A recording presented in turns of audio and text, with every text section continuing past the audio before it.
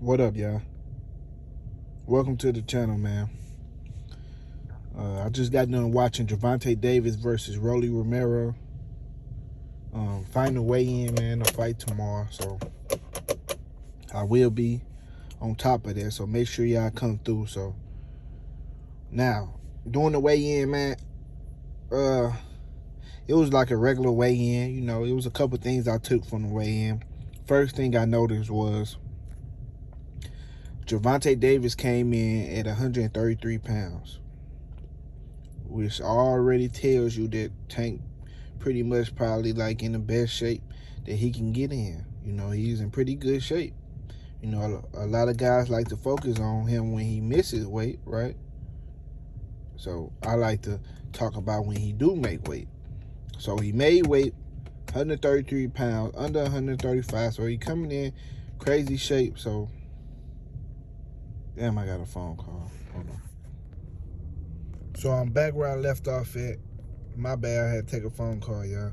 But Gervonta Davis, yeah, he was in shape.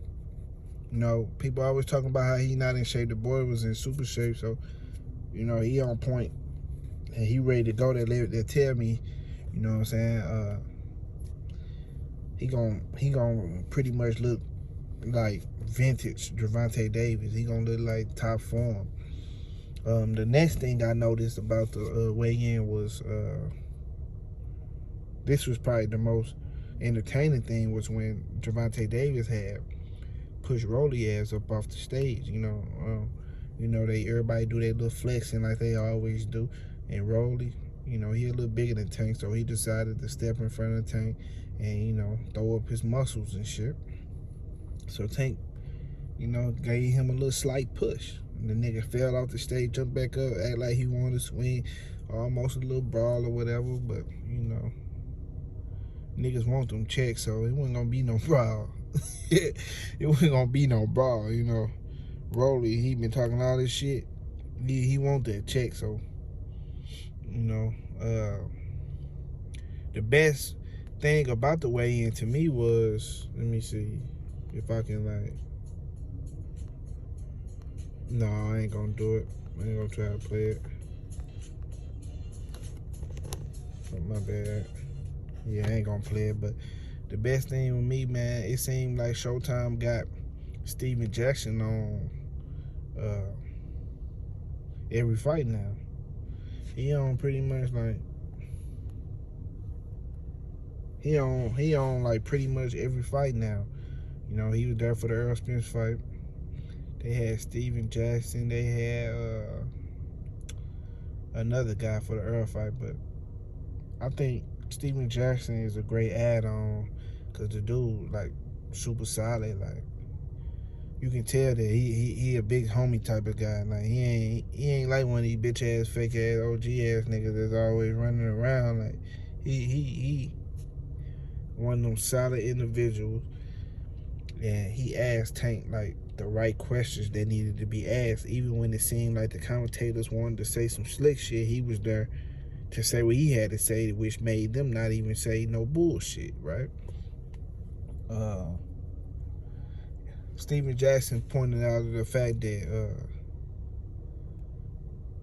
where Tank from, he, you know, he got a lot of things to prove, and you know, things like that. And Gervonta Davis, man, his responses to his questions now is more like thought out. Like, you can tell he's stepping into that place where he want to control his own career, like he been saying for the last few days. You know, he wants to control his own career. He want to be asked the questions. He want to talk, you know. And I'm sure Calvin Ford and Barry Hunter, whoever they got in the corner or whatever, with Tank, they don't really want Floyd yelling from the side, telling Tank what to do, or Tank looking back and shit like that. So I'm sure they glad, you know, Floyd ain't all in the picture too. You know, a few days ago, Tank said that I'm not leaving Mayweather, so which caused some confusion with a few guys. But I was able to read between the lines You know what I'm saying? Like I always do when it comes to these fighters and things they be saying. Like sometimes you gotta read between the lines. Even, you know, when I make my videos, it be some people in the comments that take every little thing literal. You can't take everything literal. You gotta be able to, you know, when it's blurred line, you gotta be able to still be able to read that shit. Put your fucking frames on, nigga, and understand. If you don't understand what a nigga trying to say, then don't worry about it. Straight up. But what I believe Tank was trying to say was that, okay, I'm not leaving Floyd. Floyd can still be, you know, in my corner rooting for me. But what I'm doing right now is doing my own thing.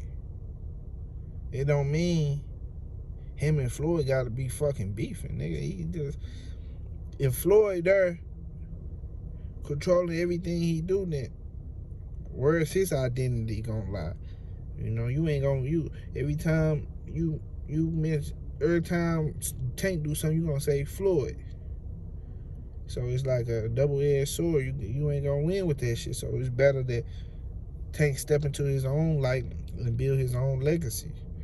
You know what I'm saying? Floyd Mayweather might not even be doing certain shit on purpose, but the character he has built can't overshadow what Tank doing sometimes. So Tank just want to do his own thing. It don't mean he hate him, they fell out, or no shit like that. It just mean he the big dog now. So he running shit how he wanted it to be run. But you know, Gervonta Davis is about to come in here and wreck this dude, man. He the boy in shape, and he ready to bang, man. I can tell by some of his. It was another question. I forgot the exact question, so don't quote me. But what Tank said was, man, I'm gonna come in here, man, and fight smart. You know, because, you know, for the first few rounds, I'm not gonna let this dude get no lucky ass shot off of me. I think I'm gonna frustrate him. So they tell me already Tank plans on giving him different angles. You know, shaking him up some. You know, not being an easy target, not coming straight to him. You know, Rolly goal is to talk so much shit to Tank where it make Tank mad to where Tank gotta come straight to him and just throw punches back and forth. He wants some rock'em sock'em shit. And the fact that he's strong and big, that he feel like he can catch Tank throughout the mix and hurt Tank, and then, you know, try to get Tank up out of there. But that shit ain't gonna happen, man. Tank ain't no stupid ass fighter. He a better boxer than a lot of guys give him credit for. So I expect to see him put on a great show. And another thing Tank said was, hopefully he able to last, because Tank don't want him just knock him out right away. Tank want him punish him, beat him down bad, and make his coach throw in the towel and make his coach stop it. So that way he feel like he beat him and Booker T. That's the type of shit that Tank on. He ain't just trying to smash this dude and you know, come in there and knock him out in 2 rounds and that's it. Because they ain't gonna do nothing but say, oh man, Rolly ain't belong in there with him. He wasn't supposed to be in there. Nah, he talked to all this shit, so now he in the ring and he gonna get what he didn't talk for. He gonna show him who you know, his levels to this shit. That's what Tank want to do with this fight. So that's some of the things I noticed throughout the weigh-in, man. It was a good weigh-in, man. A lot of energy. You can tell energy high for both guys. And Tank a real nigga. Another thing he said was that Rolly is he ready. He's different from him seeing him before when at the other little press conferences and shit like that. He can tell that he in shape and he ready for the fight. So that's why he gonna be on his shit too. You know what I'm saying? He ready just as well. So we gonna see what this shit, all the hype Rolly, you know what I'm saying, been building up, and how many rounds he gonna last. I give it around the 8th round. He be getting the fuck up out of there. So y'all hit that like button, man. Subscribe to the channel if you ain't subscribed already. Catch me tomorrow during the fight. I'm a live stream. Come through. Fuck with me, man. I'm out, y'all. Deuces.